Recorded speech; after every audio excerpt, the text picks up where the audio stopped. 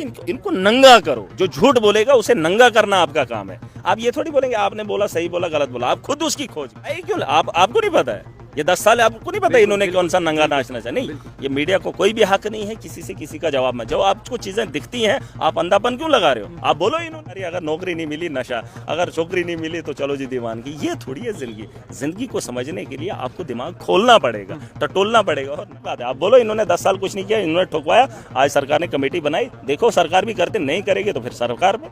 जब इंसान की अकल खत्म हो जाती है ना, उसको लगता है मैं सूझबूझ वाला हूँ, और वो ऐसे ऐसे काम करता है गिलोने काम, लाउड स्पीकर को बात नहीं सुनना है, उसको मेरे बारे में जानना पड़ेगा, अपने दिमाग को खोलना पड़ेगा। जिसे ये लग रहा है कि मैं क्या बोल रहा हूँ, उसको अपने दिमाग को टटोलना है, थोड़ा सा इसको प्रेशर देना है। इस दिमाग को जब उसने इस्तेमाल ही नहीं किया उसको क्या समझ आएगी महराज को?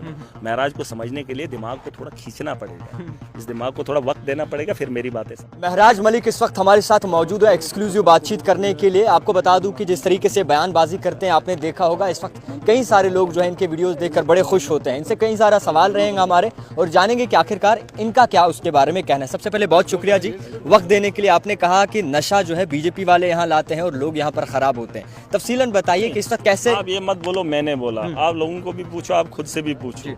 ये बात अब किसी के जिम्मे, ये इनको भी अच्छा लगता है कि नहीं एक ही आदमी बोल रहा है।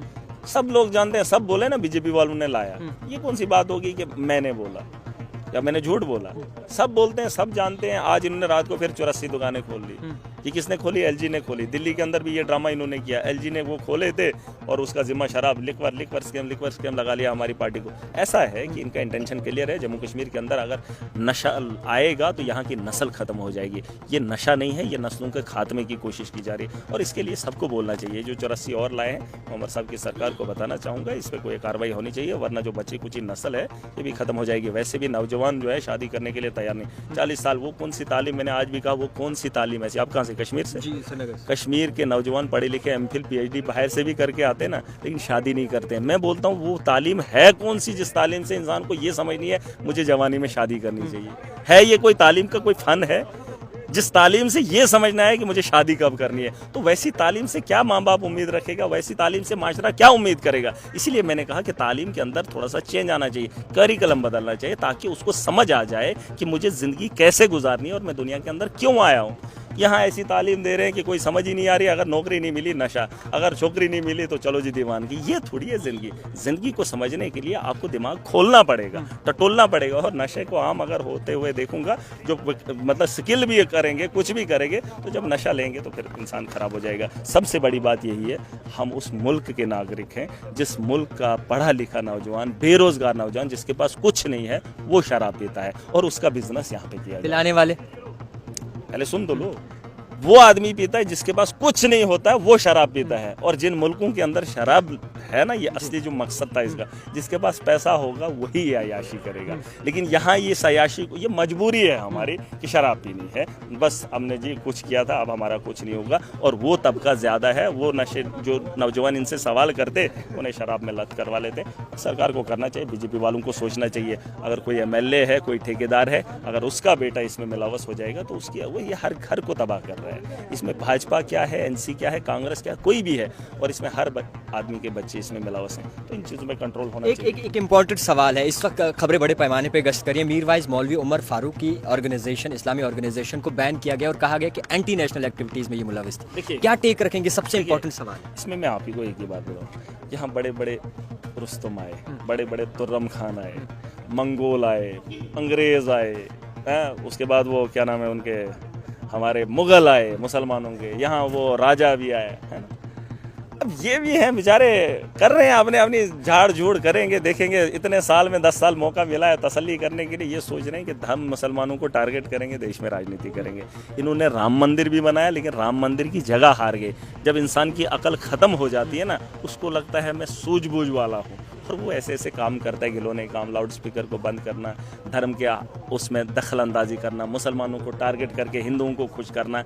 और जब उसने काम करना ही नहीं है किसी का, तो फिर तो सेंटिमेंट से, जज्बात के साथ, जैसे आपको भी लगता नहीं कश्मीर के साथ ये हो गया, भाई कश्मीर के लोगों के साथ रोज़गार भी तो चाहिए, फिर तो लोगों को रोज़गार भूल जाएगा।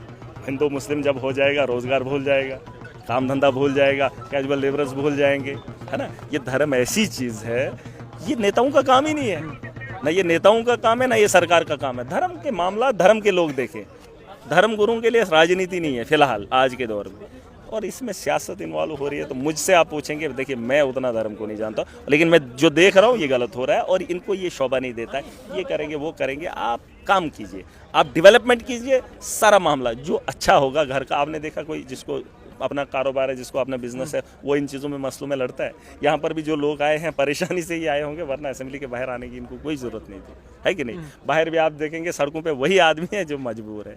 आप जब लोगों को रोजगार के मौके दे देंगे तो लोगों को इन मसलों में क्या उलझना है। लेबरर्स और डेली वेजर्स की बात करें तो उनको लेकर प्रोटेस्ट किया है, उनको लेकर आवाज उठाई है सबके लिए, बीजेपी वालों ने। देखिए उन किन्होंने उठाई, बीजेपी वालों ने आवाज उठाई थी उनके लिए, बोला था इनको रेगुलाइज करें।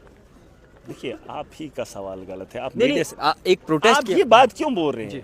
आप ये बोलो ना कि 10 साल भी तो यही थे, एलजी 6 महीने पहले था।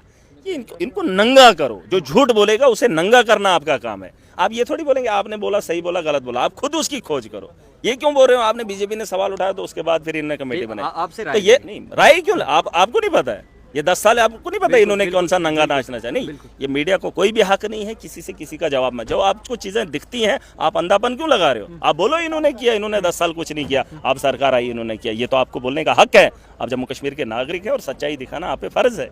ये कौन सी बात है? आप बोलो इन्होंने 10 साल कुछ नहीं किया, इन्होंने ठुकवाया, आज सरकार ने कमेटी बनाई, देखो सरकार भी करते नहीं करेगी तो फिर सरकार पे लोकल्स की जान जा रही है, सिविलियंस किलिंग हो रही है 370 के बाद, जब कहा था हालात बेहतर हो जाएंगे। सबसे इंपॉर्टेंट सवाल है, यहाँ पे वसीम मीर है, यहाँ पे मक्खन दीन है, यहाँ पे कई सारे बिलावर में और भी ऐसे जवाब बीजेपी वाले देंगे ना, नरेंद्र मोदी देगा, होम मिनिस्ट्री देगा, क्योंकि आज जो है उन्हीं के पास है ये सारा तामझाम, सब जानते हैं उन्हीं के हाथ में। तो देखो क्या बनता है, क्या कहते हैं। आपको लगता है हालात अब बेहतर हो जाएंगे जम्मू कश्मीर में? बेहतर होंगे जब रोजगार होगा, नशा खत्म हो जाएगा, करप्शन रुक जाएगी, तो बेहतर हालात हो जाएंगे। हर आदमी जीना चाहता है और जीने के वसाइल उसे चाहिए, और उन वसाइल से मतलब छीनने की कोशिश जो है सरकार कर रही है, सरकारी मुलाजिम करते हैं। तो उन चीज़ों पे अगर शिकंजा कसा जाएगा, एक बेहतर माहौल बनाया जाएगा तो यकीनन बेहतर मुस्तकबिल। एक सवाल आपका वायरल हो रहा है कि आपकी तनख्वाहों में इजाफा किया जाए। छोड़ दीजिए, मैंने बोला है जिसको मेरी इस जवाब से गलत लग रहा है वो मेरी बातों को पहले सुने यही सुनना। हाँ नहीं, मुझे नहीं सुनना है, उसको मेरे बारे में जानना पड़ेगा, अपने दिमाग को खोलना पड़ेगा। जिसे ये लग रहा है कि मैं क्या बोल रहा हूँ, उसको अपने दिमाग को टटोलना है, थोड़ा सा इसको प्रेशर देना है। इस दिमाग को जब उसने इस्तेमाल ही नहीं किया, उसको क्या समझ आएगी महराज कौन है?